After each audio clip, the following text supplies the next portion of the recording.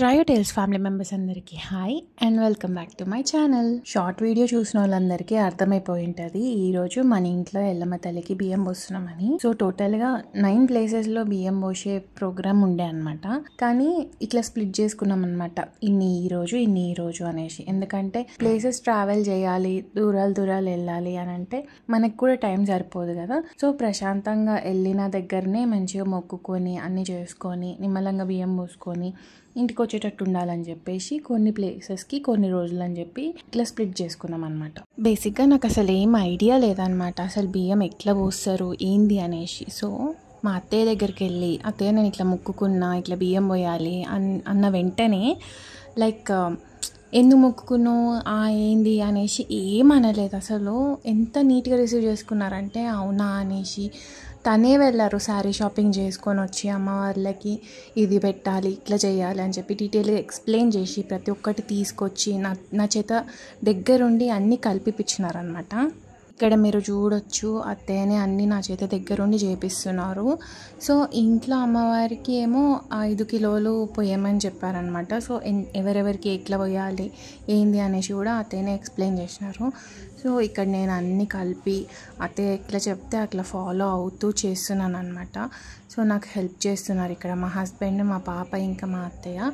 So ఇంట్లో అమ్మవారికి నేను మొక్కుకున్నా, నరసింహస్వామికి ఏమో అత్తయ్య మొక్కుకున్నారనమాట. అది వచ్చేసి నెక్స్ట్ వీక్ అట్లా చేద్దాము. ప్రస్తుతానికైతే ఇంట్లో అమ్మవారికి పోసుకొని స్టార్ట్ చేసుకొని ఇంకా బయట గుడిలోకి వెళ్దామని చెప్పేసి అన్నారు. సో ఇంట్లో పోయనీకి ఇక్కడ ప్రిపరేషన్స్ అన్నీ అవుతున్నాయి. సో ఎల్లమ్మ కొన్న చీర అయితే నాకు చాలా నచ్చింది, అది నేను తీసుకుంటా అనేసి అంటే సరే అన్నారు. చాలా బాగుందన్నమాట, మీరు కూడా చూడొచ్చు.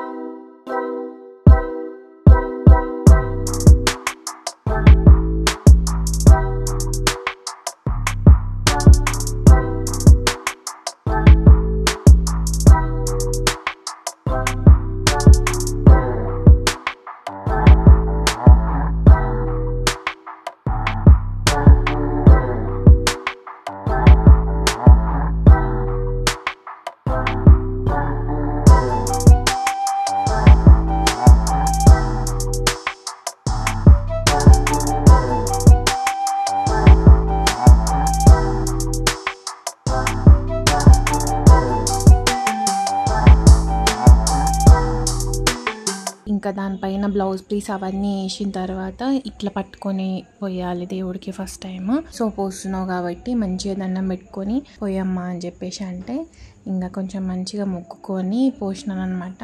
నేను వచ్చేసి 11 టైమ్స్ పోయాలని చెప్పారు. 11 టైమ్స్ పోసిన తర్వాత మా హస్బెండ్ ఒక 5 టైమ్స్లో కంప్లీట్ చేయాలి అని చెప్పారనమాట. సో మేమిద్దరం మా మ్యారేజ్ అయిన తర్వాత దేవుడికి బియ్యం పోయడం అది కూడా ఇంట్లో అనేది ఫస్ట్ టైం. సో ఇంకా మా అత్తయ్య ఫుల్ హ్యాపీగా ఉన్నారనమాట.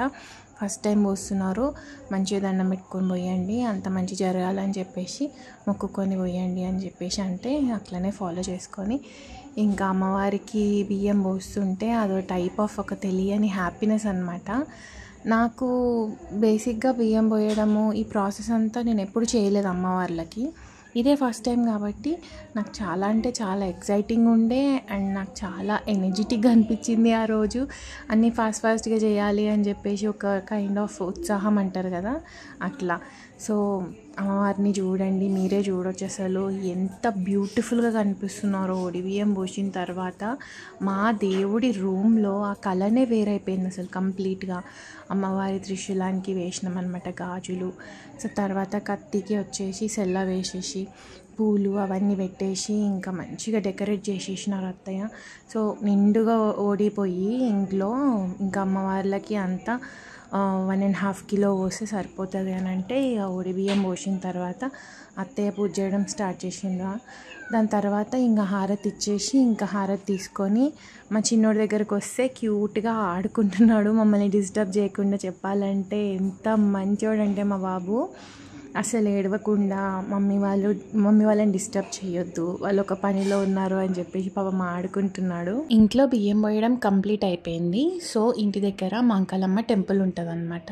మరీ పెద్ద టెంపుల్ కాదు, చిన్న టెంపులే, కానీ చాలా ఫేమస్ టెంపుల్. ఇక్కడ బోనాలు ఇంకా ప్రతి ఒక్క ఫెస్టివల్ చాలా బాగా జరుగుతాయి. చూడటానికి 2 కళ్ళు సరిపోవు. అమ్మవారిని చూడండి, అసలు నిజంగా అక్కడ కూర్చొని ఉన్న ఒక ముత్తైదులాగా ఎంత బ్యూటిఫుల్గా ఉన్నారో. ఈ గుడి గురించి ఆల్రెడీ నేను ఒక వీడియోలో మీకు ఎక్స్ప్లెయిన్ చేసిన అసలు ఏంది ఎట్లా అని. తెలియని వాళ్ళ కోసం నేను మళ్ళీ ఒకసారి చెప్తున్నా అసలు ఈ గుడి ఏంది అనేసి. ఇక్కడ గుడి కట్టక ముందుకి నార్మల్గా ఊర్లలో ఎట్లుంటే పంచాయతీ బండల్లా ఉంటాయి కదా, అట్లా బండ ఉండేసి ఒక పెద్ద రావి చెట్టు ఉండేదన్నమాట. చాలా పెద్ద రావి చెట్టు, చుట్టూ అంతా చెట్లు, ముళ్ళ కంపలు ఇట్లా అంతా ఉండేది. అట్లా ఉన్న టైంలో ఒక పెద్ద ఆవిడ, ముసలావిడ లాగా పెద్ద బొట్టు పెట్టుకొని అట్లా కూర్చున్నారంట అక్కడ. సో వరుసగా కొన్ని రోజులు కూర్చొని ఉంటే కొంతమంది చూసి ఎవరు నువ్వు ఏంది అని అడగడము, ఎల్లగొట్టేయడము అట్లాంటి పనులు చేసినారంట. సో అమ్మవారికి కోపం వచ్చి వెళ్ళిపోయినారు.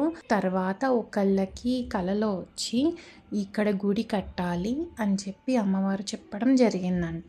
సో అప్పుడు ఊరు ప్రజలు అందరూ కలిసి, ఇంకా పెద్దవాళ్ళు వాళ్ళు ఉంటారు కదా, గుడి కట్టడం, విగ్రహ ప్రతిష్ఠ చేయడము, ఆ చెట్టుని ఏం చేయకుండా ఆ చెట్టుని ఉంచి గుడి కట్టేసి అమ్మవారికి ఆ రోజు నుంచి నిష్టగా పూజలు చేయడము, ఇంకా అన్ని పండుగలు స్టార్ట్ చేయడము అవన్నీ చేసిరన్నమాట. ఆ వర్షన్లో గుడి అంటే మన కోరికలు తీర్చేదానికంటే ఎక్కువ మనకి ప్రశాంతతనిచ్చే ప్లేస్.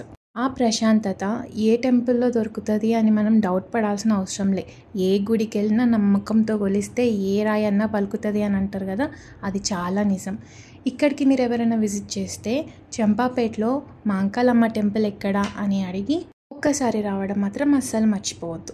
ఈ వీడియో ఇంతటితో అయిపోలేదు. ఇంకా ఎవరెవరికి బియ్యం పోషణమో చూడాలనుకుంటే continue watching trio tales and talks.